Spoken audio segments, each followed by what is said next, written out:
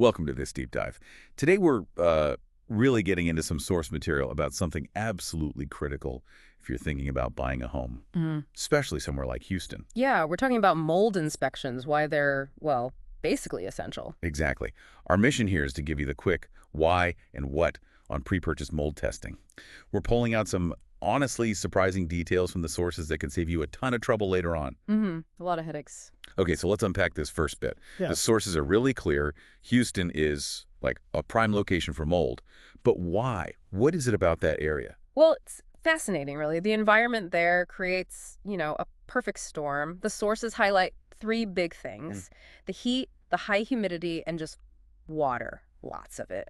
Rain, humidity in the air, leaky pipes, maybe even AC condensation. You Yeah. put those together day after day, and it's just ideal conditions for mold spores. They love that stuff.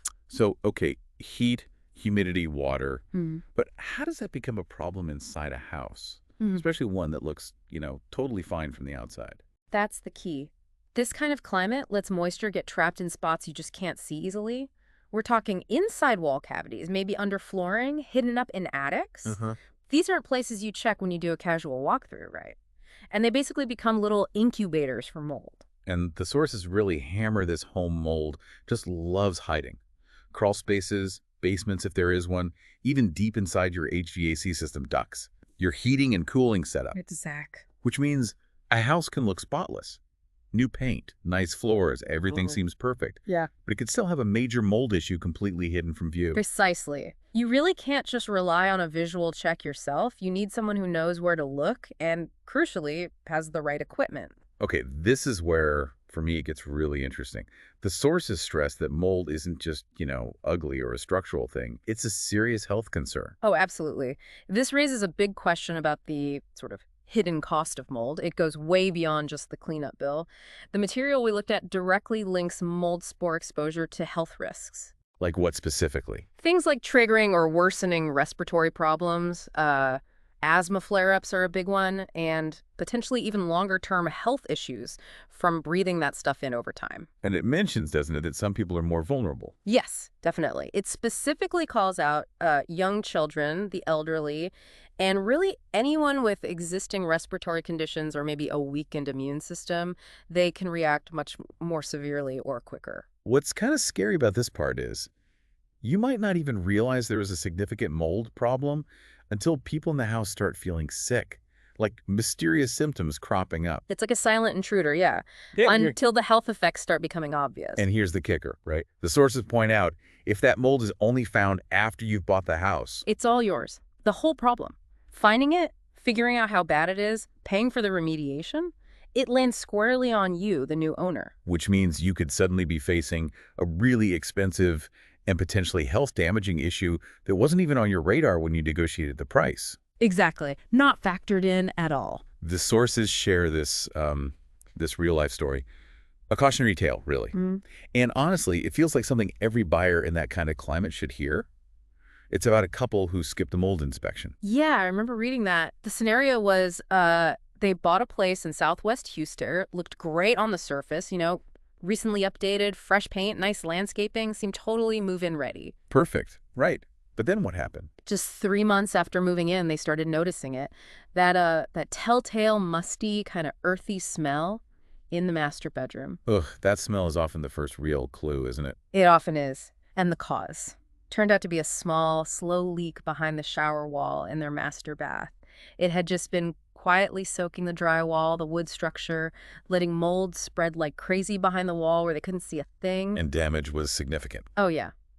The consequence was they had to spend over $15,000 to get it all properly remediated. The tear out, the mold removal, putting it all back together. $15,000. Now, let's contrast that, like the sources do, with the cost of getting that inspection done before they bought. Right. The sources mentioned a typical mold inspection is usually, a few $100s?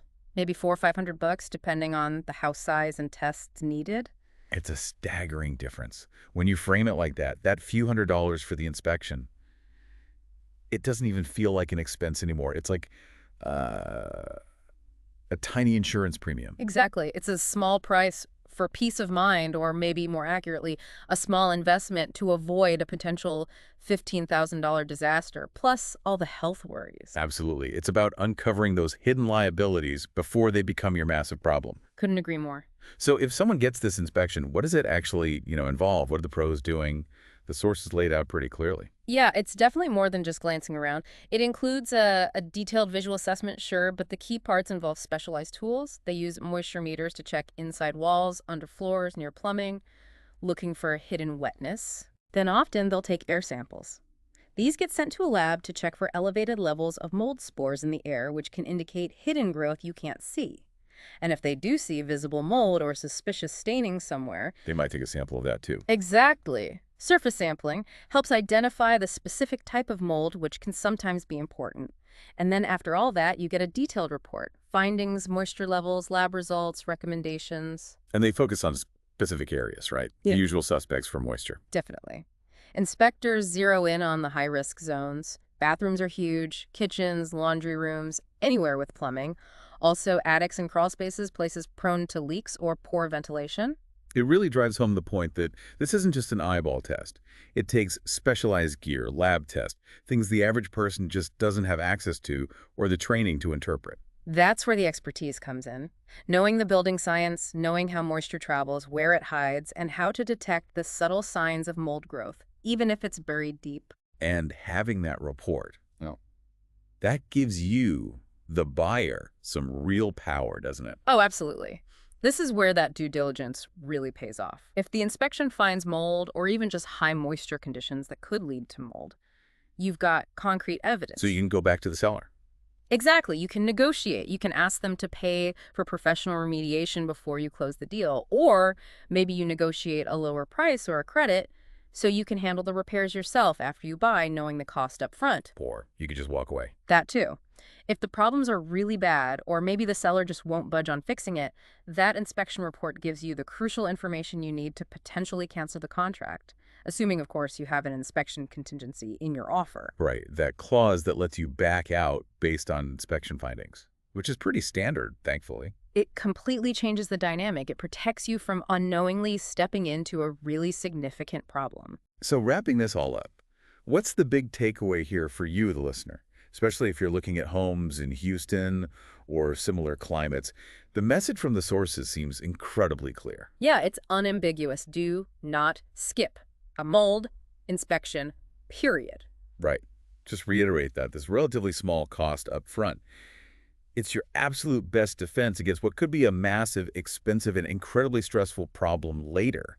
Something that impacts your finances and potentially your family's health. Couldn't have said it better. It's a potential headache of epic proportions you really want to avoid. And it's worth remembering, based on what the sources said, this isn't just about old houses. Mold can hide anywhere. Charming older properties, yes, Wow. but also brand new construction if things weren't built quite right or materials got wet during construction. That's a really important point. New doesn't always mean problem-free. So this whole discussion raises, I think, an important final thought. Given how easily these significant hidden issues like mold can exist, even in homes that look perfect, totally updated, what other kinds of crucial, maybe less obvious due diligence steps should buyers be thinking about? When making such a huge purchase, what else needs looking at beyond just the shiny surface? What stands out to you from all this about digging deeper?